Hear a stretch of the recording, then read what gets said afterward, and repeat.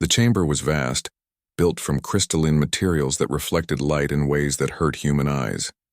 Hyunwoo stood at the center podium, his gray suit simple compared to the elaborate robes and biological displays of the alien counselors surrounding him. He had stood here many times before, always asking, always pleading, always being denied. Today was different. Ji-won stood 3 steps behind him, her face calm, but her hands clasped tightly together. She had been his advisor for 20 years, and she knew what this moment meant. They had worked toward it in secret for 5 years, preparing for this single day. "Honored Council," Hyunwoo began, his voice steady and clear. "I come before you one final time not to ask for anything, but to inform you of a decision.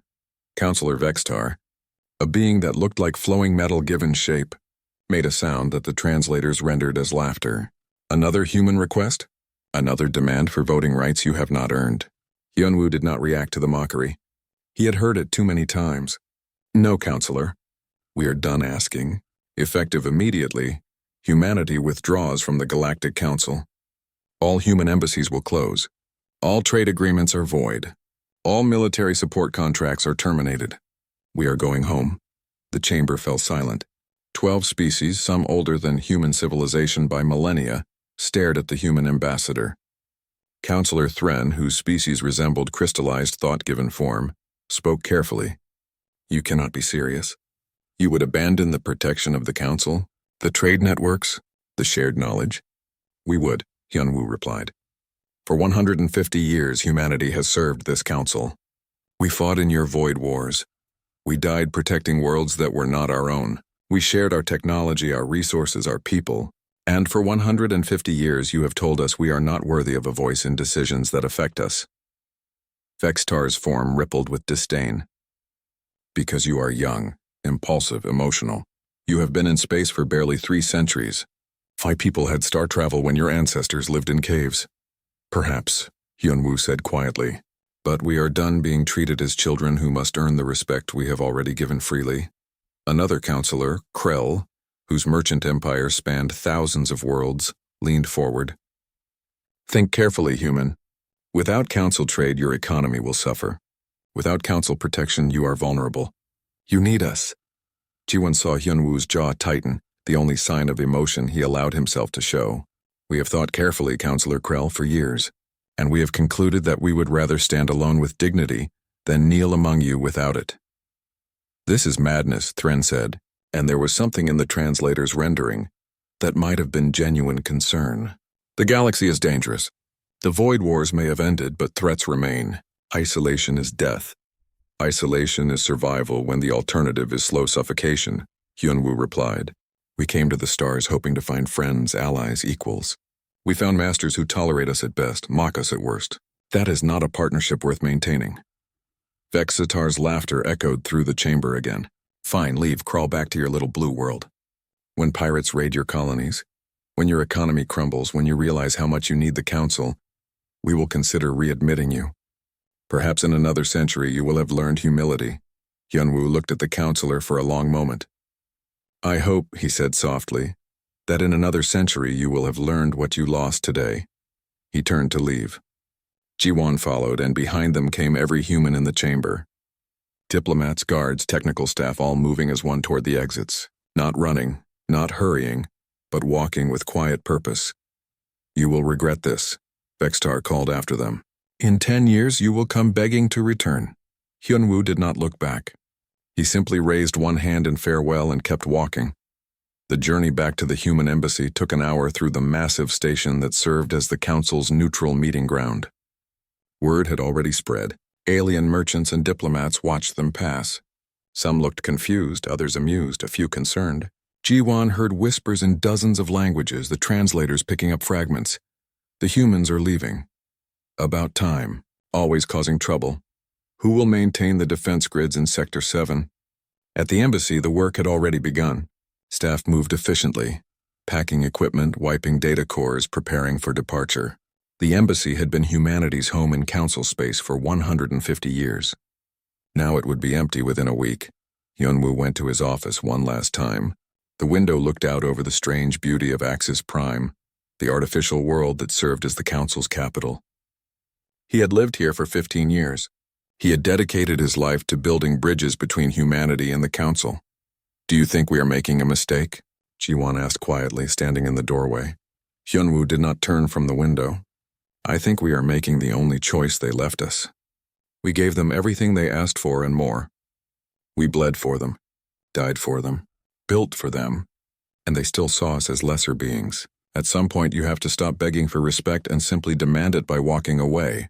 The people back home are afraid," Ji-won said. "They worry about what comes next." "They should be excited," Hyunwoo replied, finally turning to face her. "For the first time in 150 years, we answer only to ourselves. No council regulations on what technology we can develop. No restrictions on where we can explore. No limits imposed by beings who think they know better than us what we need." He smiled, and it was the first genuine smile Ji-won had seen from him in years.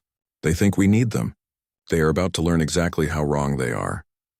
Over the next 6 months, every human presence in council space vanished. Embassies closed. Trading posts shut down. Military advisors withdrew. The human colonies that existed in council territory evacuated completely, ships taking millions back to human space. The defense networks that humans had maintained began showing errors. Trade routes that human navigators had optimized became less efficient. Technology that human engineers had repaired started breaking down, but the council barely noticed at first. They were too busy congratulating themselves on being rid of the troublesome humans. Vextar made speeches about how the council would be stronger without human emotional instability. Krell assured merchants that new trade partners would easily replace human markets. Only Thren seemed troubled, watching the long-range sensors as human ships disappeared into the darkness beyond council borders.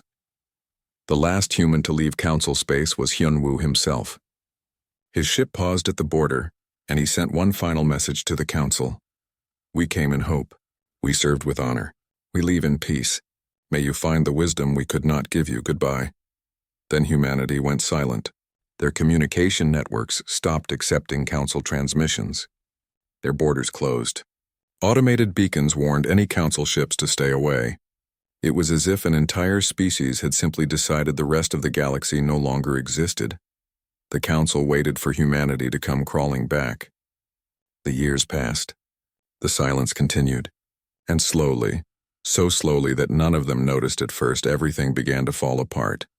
50 years after humanity left the council, Tae-young stood in his laboratory and watched numbers scroll across holographic displays that would have seemed like magic to his grandparents.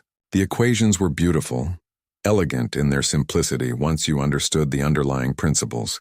And he finally did. "Run the test again," he said to his team. "Full power this time."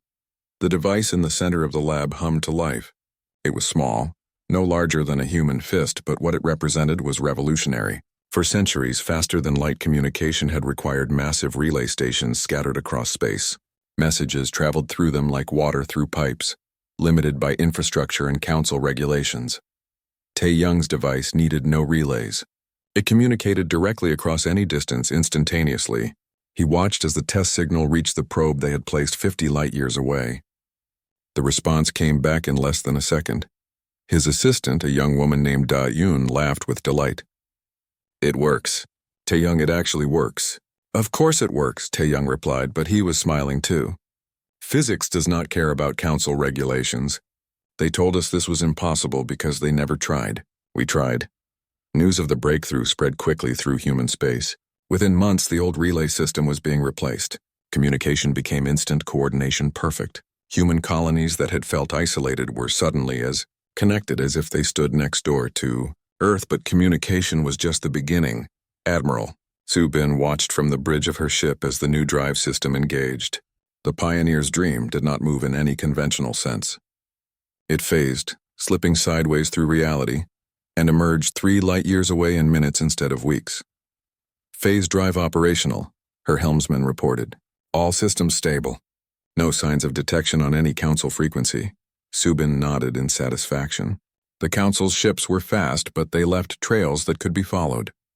They broadcast their presence across a dozen spectrums. Human ships with phase drives simply vanished from one point and appeared at another, invisible to every sensor the council possessed. "Take us to the test range," she ordered. "Let us see what this ship can really do." The pioneer's dream was the first of a new generation. Faster, stealthier, more efficient than anything the Council had ever built. And it was not a warship. It was an explorer, designed to go places the Council had never bothered to look. In the decades since leaving the Council, humanity had pushed into regions of space that the ancient species considered worthless or too dangerous. They found resource fields the Council had overlooked, entire nebulae rich with rare elements, asteroid belts dense with materials, worlds that could be terraformed using new techniques. Governor Jamin stood on the surface of New Jeju and breathed air that had not existed 15 years ago. The planet had been barren rock when the first colonists arrived. Now it had oceans, forests, and atmosphere that could support life. The old Council methods would have taken 80 years to achieve this. Humanity had done it in 15. How many people now? He asked his deputy. 10 million as of last month, she replied. We will reach 20 million within 5 years. The farms are producing beyond expectations. The ecosystem is stabilizing faster than projected. Jamin smiled. My grandfather was told by a Council scientist that humans did not have the patience for terraforming, that we would get bored and abandon projects halfway through. Your grandfather should see this, his deputy said. He does, Jamin replied, gesturing to the sky. He is in orbit right now, documenting everything. He plans to send a report to the Council in another 50 years, just to show them what we accomplished without their help. The colony was one of 200 that humanity had established since leaving. 200 worlds being transformed, populated, connected by the new communication network. The human sphere of influence had grown larger than it had ever been under the Council, and they had done it without asking anyone's permission. But the greatest achievement was not visible from space. Daun, the same researcher who had helped Tae-young with his communication breakthrough, had moved on to a different project. She worked now with artificial intelligence, trying to solve a problem that had plagued humanity since they first created thinking machines. The Council had banned true artificial intelligence centuries ago after a disaster with a species that had created AI without proper safeguards. The machines had turned on their creators and an entire civilization had died. Since then, Council law prohibited any AI beyond simple automation. Humanity had followed those laws while they were Council members. Now they were free to explore what the Council feared. But Daun was not trying to build a replacement for humanity. She was trying to build a partner. The key, she explained to her colleagues, is not to make the AI think like us. It is to make it think with us. A synthesis, each side contributing what it does best. The AI she created did not replace human creativity or emotion. Instead, it enhanced them. It could process vast amounts of data instantly, seeing patterns no human could spot. But it could not understand the human context for that data, could not make the intuitive leaps that came naturally to people. Together, human and AI could solve problems neither could tackle alone. Medical research that would have taken decades took months. Engineering challenges that seemed impossible became merely difficult. Art and music created by human-AI partnerships reached heights that neither could achieve separately. The Council had feared AI. Humanity embraced it, but carefully, with respect for both the technology and their own humanity. Word of human achievements occasionally leaked out to Council space. Merchants on the borders reported strange readings, ships that appeared and vanished, colonies where none should exist. Council scouts sent to investigate found only automated warnings and impenetrable security. Some counselors grew curious, others dismissive. Vexter, now older and more rigid in his thinking, insisted that humans must be struggling, that their silence proved they were too embarrassed to admit failure. But the truth was that humanity had simply stopped caring what the Council thought. They were too busy building something new. Tae-young, now recognized as one of the greatest scientists of his generation, gave a lecture at the new university on New Jeju.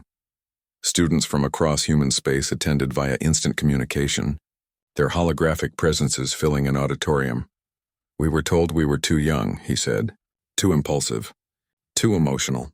The Council believed that wisdom came only with age, that their ancient species knew things we could never understand. He paused, looking out at the young faces watching him. They were wrong. Wisdom does not come from age. It comes from being willing to try new things, to fail, to learn, to try again. The Council became stagnant because they stopped taking risks. They stopped dreaming. We left them behind not because we are smarter, but because we never stopped being willing to be wrong. The students applauded, but Tae-young held up a hand. But we must remember something important. We did not leave the council to prove we are better than them. We left because we needed the freedom to become the best version of ourselves. Never forget that distinction. Pride can make you as blind as fear. As human space grew and prospered, they kept one policy sacred.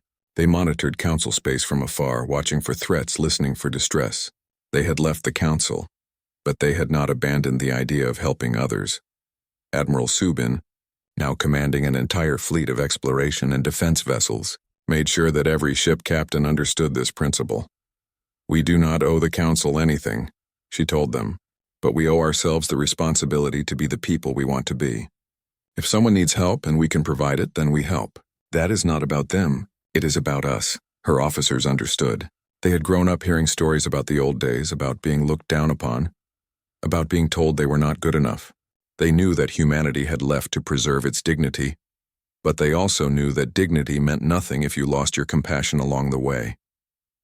So they watched and waited and built their golden age. They did not know that the council was about to learn exactly how much they had lost when they let humanity walk away.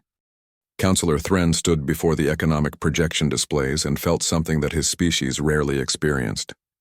Fear. The numbers told a story that no one wanted to hear, but could no longer be ignored. Explain this again, Vextar demanded from across the chamber. The metallic being had grown more rigid over the decades, less willing to accept anything that contradicted his beliefs. How can our economy be shrinking? We are the Galactic Council. We control trade across thousands of systems. High Merchant Krell, whose vast body now showed signs of age and wear, manipulated the holographic display. 30% decline over 75 years. It began slowly, almost imperceptibly 10 years after the humans left. At first we thought it was normal economic fluctuation, but it has not stopped. This is coincidence, Vextar insisted. The humans were a tiny fraction of our economy. Their absence cannot account for this. They were a small fraction of direct trade, Krell agreed, but they maintained systems that affected everything. Human engineers kept our automated factories running at peak efficiency. Human navigators optimized our trade routes. Human agricultural scientists developed the crop strains that feed a dozen species. Thren examined the data more carefully.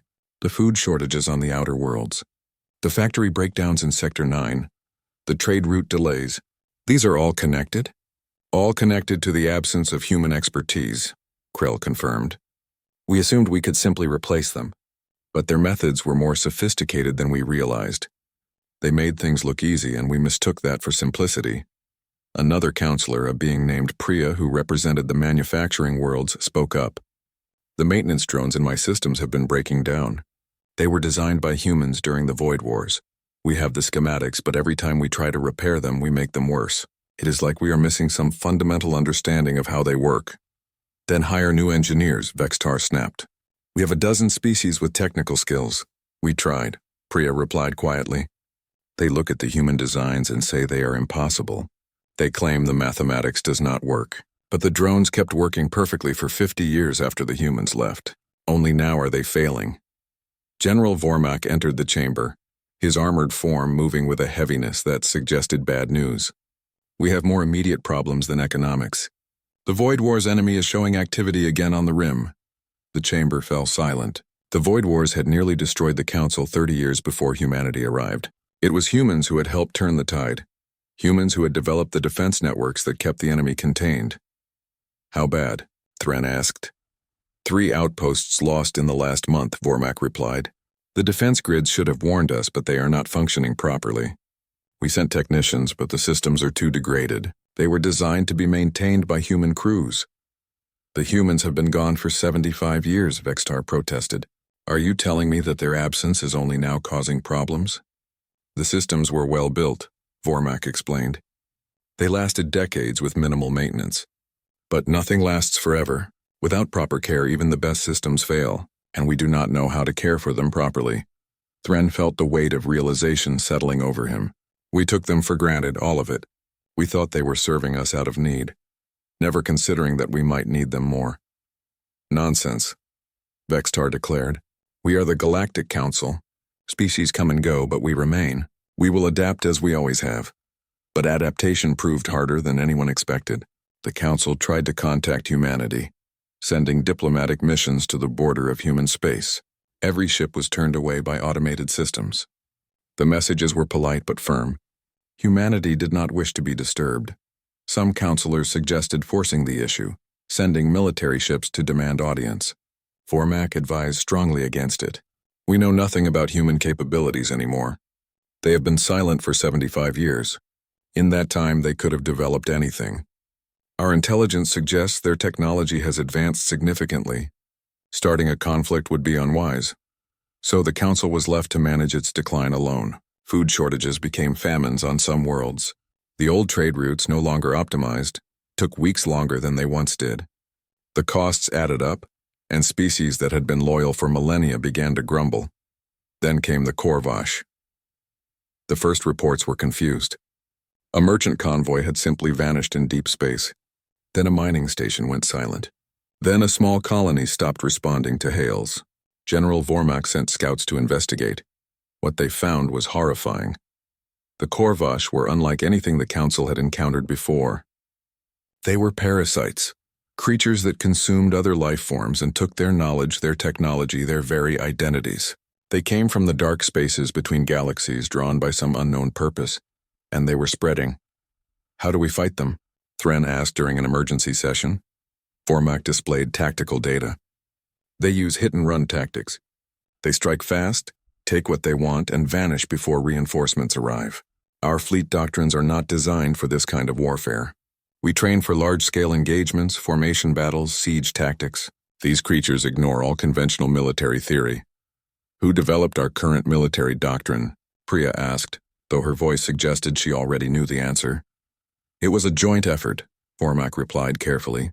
But the adaptive tactical frameworks, the quick response protocols, the asymmetric warfare strategies, those were primarily human contributions. Vextar was silent now. The metallic counselor had grown quieter over the years as each new problem emerged, but even he could not deny the pattern anymore. Everything that was falling apart was something humans had built or maintained. Everything the Council struggled with now was something humans had made look easy.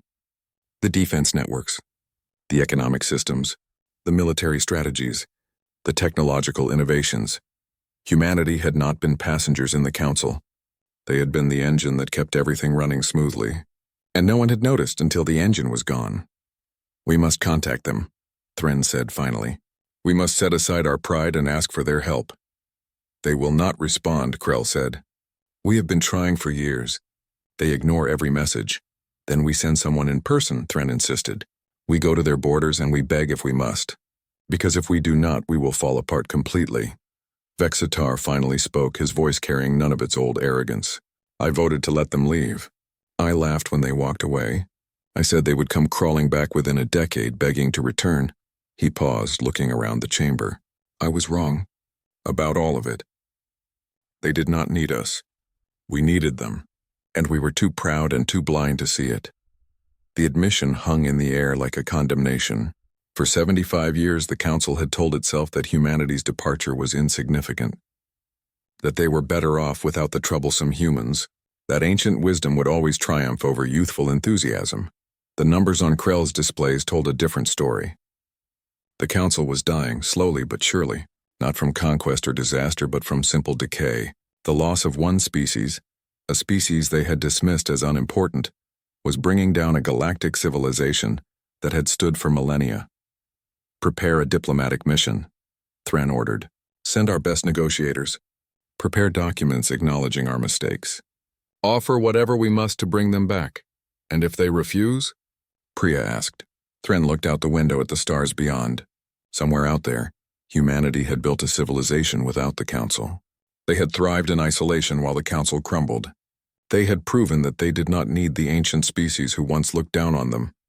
If they refuse, Thren said quietly, then we have no one to blame but ourselves. Commander Dongha watched the distress signals flooding into his ship's communications array and felt his chest tighten. The planet Talvera, home to 2 billion Council citizens, was dying. The Corvash had arrived in force, overwhelming the world's defenses in hours. How long until the council fleet arrives? He asked his tactical officer.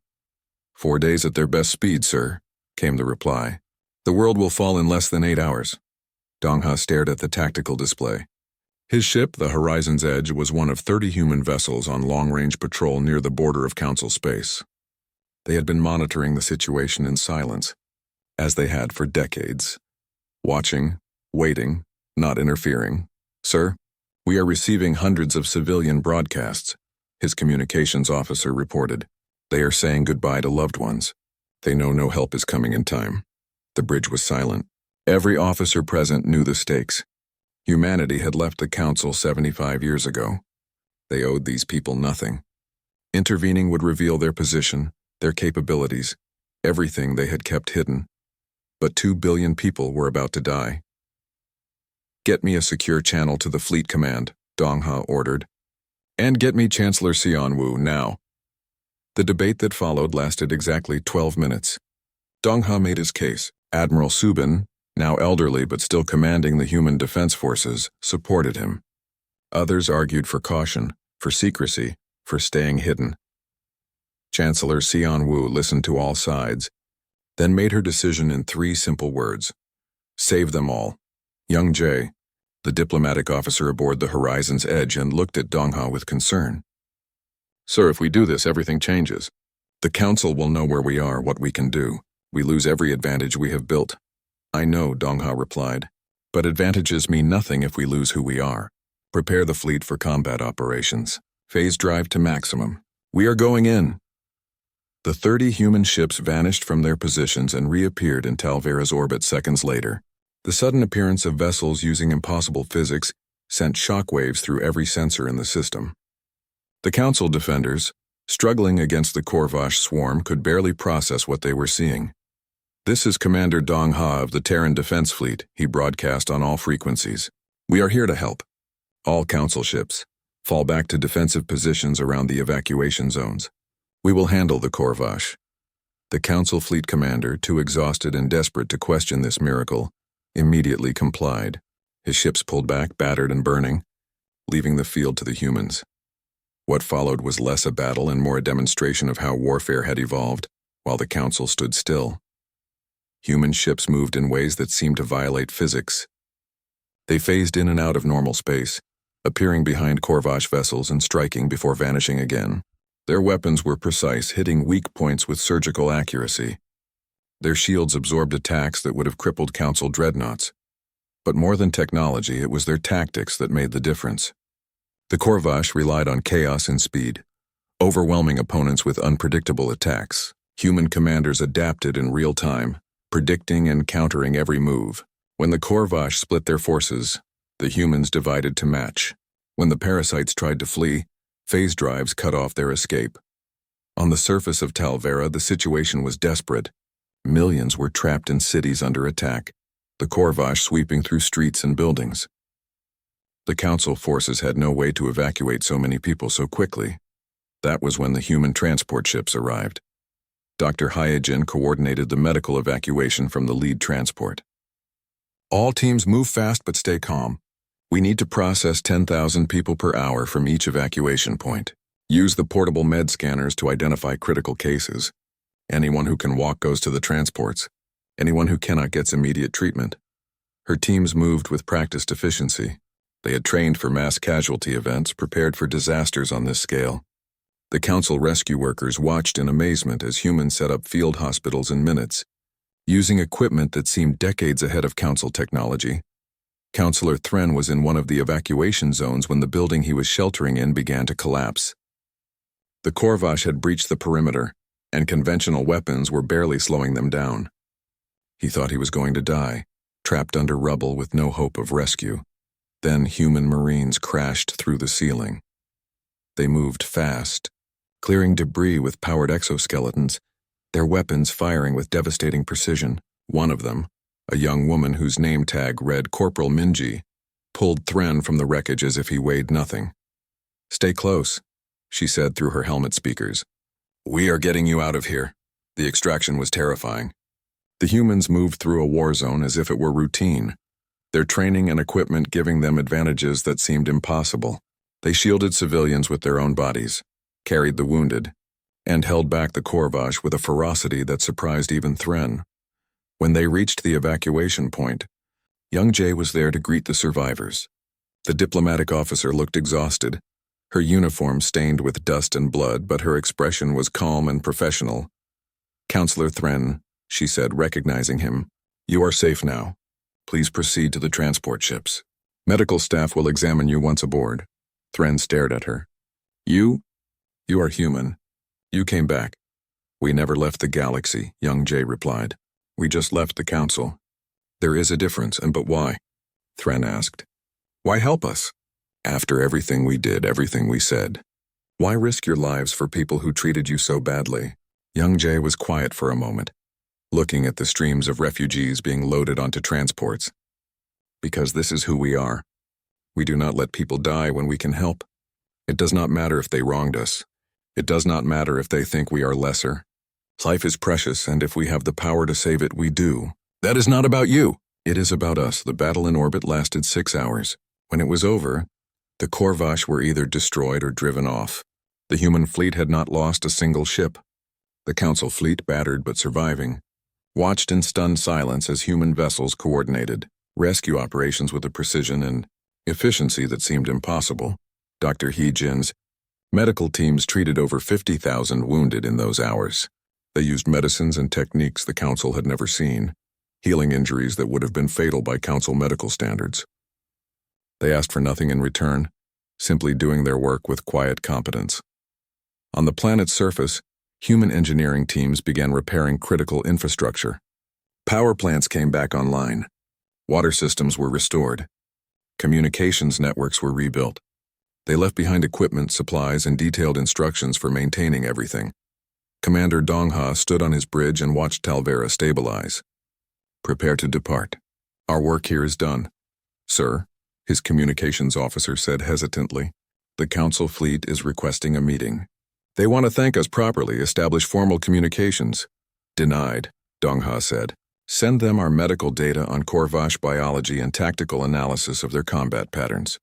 Tell them that information should help them defend against future attacks." "They are insisting on a meeting, sir. They say they want to apologize for the past." Dongha considered this. "Tell them we accept their gratitude, but we are not ready for formal discussions. We came because people needed help, not because we want to rejoin the Council. If they wish to make amends, they can start by treating all species with the respect they should have shown us." As the human fleet prepared to phase out, young Jay composed one final message. It was addressed to the Council, but specifically to the counselors who had been there when Hyunwoo, her grandfather, had walked away all those years ago. "We left because you did not value us. That does not mean we do not value you. The galaxy is dangerous and threats will continue to emerge. We cannot stand by and watch innocents suffer, regardless of politics or pride. But understand this. We help because it is right, not because we seek your approval. We learned to stand on our own. We hope you learn to do the same. Stay safe." The 30 human ships vanished as suddenly as they had appeared, leaving behind a world saved, a mystery deepened, and a council that could no longer deny the truth. Humanity had not just survived without them. They had surpassed them in every way that mattered. The rescue of Talvera changed everything. Within days, the story spread across Council space faster than any official communication could travel. 2 billion people had been saved by the species the Council had dismissed as unworthy. The humans had appeared like ghosts, fought like legends, and vanished without asking for anything in return. On 1,000 worlds, populations demanded answers. Why had the humans been allowed to leave? What had the Council done to drive away a species capable of such miracles? How much had been lost when humanity walked away? Counselor Thren stood before an emergency session and knew that his political career, perhaps his entire civilization's future, hung on what happened next. The chamber was packed with representatives from every member species present. The mood was angry, confused, and demanding. "For 100 years, Thren began, we have told ourselves that humanity's departure was their failure, that they left because they could not meet our standards, that they needed us more than we needed them." He paused, looking around at the assembled counselors. "The rescue of Talvera proves that everything we believed was a lie. They did not need us. We needed them, and we were too arrogant to see it. Vexitar, the ancient counselor who had laughed when humans left, sat silent. His political power had crumbled over the past weeks as more evidence emerged of human capabilities. The technological analysis from Terra showed ships that moved using principles the Council did not understand. Weapons that operated on theories they had never imagined. Medical treatments that seemed like magic. We owe them an apology, Thren continued. More than that, we owe them the truth. For centuries, we treated them as lesser beings. We took their contributions for granted. We mocked their emotions, their youth, their differences. And when they asked for simple recognition of their worth, we denied them. What do you propose? Asked Priya, the manufacturing representative who had been one of the first to recognize the crisis. A formal delegation to human space, Thren replied. Not to demand anything, not to negotiate from strength we do not have, but to apologize, to acknowledge our mistakes, and to ask humbly if they would consider returning to a council that has learned from its failures. The vote was overwhelming. Even the most conservative counselors could not deny the reality anymore. A delegation would be sent, led by Thren himself, carrying documents that represented an unprecedented admission of failure by the Galactic Council. The journey to human space took 3 weeks. The council ships were old and slow compared to the vessels they had seen at Terra. As they approached the border, automated systems challenged them, and for a moment Thren feared they would be turned away. Then a voice came through the communications array, speaking perfect council standard. Council delegation, you are cleared to proceed to Sol system. Ambassador Minseo will meet with you on Earth. Please follow the navigation beacons. What they saw on the way changed everything they thought they knew. Human space was vast, far larger than Council intelligence had estimated. They passed megastructures that dwarfed Council engineering projects, space stations that housed millions, agricultural platforms that could feed entire worlds, defense networks that made Council military installations look primitive. But it was not the scale that impressed Thren most. It was the vibrancy. Ships moved with purpose and efficiency. Communications traffic was dense and energetic. Colonies on distant worlds glowed with life and activity. This was a civilization at its peak, confident and thriving. Earth itself was beautiful. The Council ships were guided to a landing site in what had once been called Korea, now part of the unified Earth government. The delegation disembarked into a simple garden, not a grand palace or imposing government building. Ambassador Minseo waited for them there. She was young, perhaps 40 by human standards, with her grandfather Hyunwoo's calm confidence.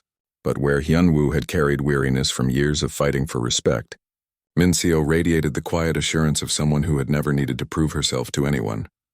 Welcome to Earth, she said, her tone friendly but not subservient. Please sit. We have much to discuss. Thren had prepared a long speech, carefully crafted to convey remorse without appearing weak. But standing in that garden, facing a woman whose grandfather he had dismissed as insignificant, the words seemed inadequate.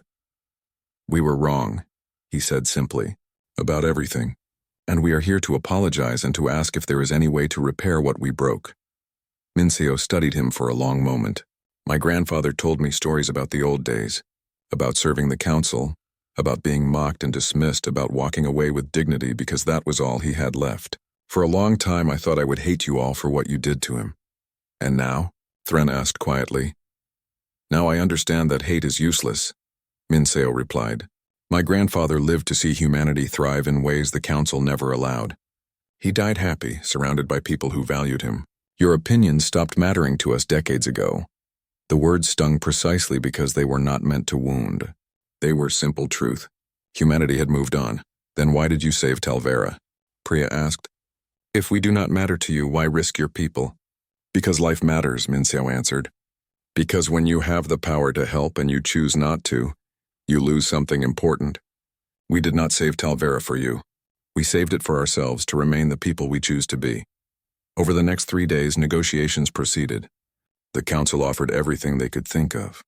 Full voting rights, veto power, technology sharing agreements that favored humanity, control over military operations, economic partnerships on human terms. Minseo listened to it all, consulted with Chancellor Seonwoo and the Human Assembly, and then delivered her response. We will return to the council, she said. But not because we need you and not because you are offering us power. We will return because isolation was never the goal. We left to preserve our dignity, but we always hoped that one day the council would be a place where all species were valued equally. She pulled out a document of her own.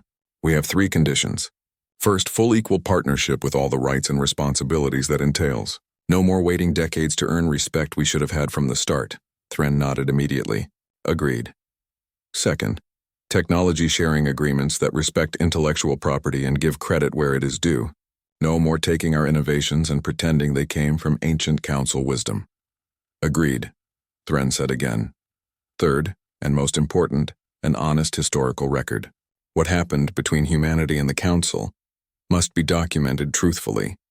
Future generations need to understand what was lost when pride overcame wisdom. This pause was longer. Admitting their failures publicly permanently would be humiliating. But Thren had come too far to balk now. Agreed, he said. All 3 conditions are acceptable. Mincio smiled slightly. Then humanity will return to the Galactic Council. Not as supplicants or as conquerors, but as partners. We bring our technology, our resources, and our people. In return, we expect to be heard, respected, and valued. You will be, Thren promised. I cannot undo the past, but I can work toward a better future. 3 months later, the Galactic Council met in a renovated chamber. The old crystalline structure had been redesigned with human input, less imposing and more collaborative. Representatives from every species sat in a circle rather than a hierarchy. At the center, where once counselors had looked down on supplicants, now stood a simple podium where all could speak as equals. Admiral Subin, ancient and legendary, had been chosen to give the keynote address. She walked slowly to the podium, her age showing but her mind still sharp. 100 years ago, she began. Humanity left this council because we were not valued. We returned not because we need validation, but because we chose to. That is the difference between then and now. Then we were asking permission to matter. Now we know we matter, and we are choosing to share what we have built. She looked around the chamber, meeting eyes with counselors both old and new. But let me be clear. We return with conditions. We will help defend the weak. We will share our knowledge. We will work alongside you to build a better galactic community. But we will not tolerate being treated as lesser ever again. The moment that starts, we walk away. And next time, we will not come back. You will never need to leave again, Thren said from his seat. We have learned our lesson. Painfully, slowly, but we have learned it. Subin smiled, and it was warm but knowing. Good. Because the galaxy is dangerous and we are stronger together than apart. Humanity learned to stand on its own. But we never forgot that we are better when we work with others who respect us. She gestured to the assembled representatives. So let us build something new. Not a council of ancient species looking down on younger ones. Not a hierarchy of age and pride, but a true alliance of equals, where every voice matters and every contribution is valued. The vote to formally readmit humanity was unanimous. The vote to restructure the council along the lines Mincio had proposed was nearly so.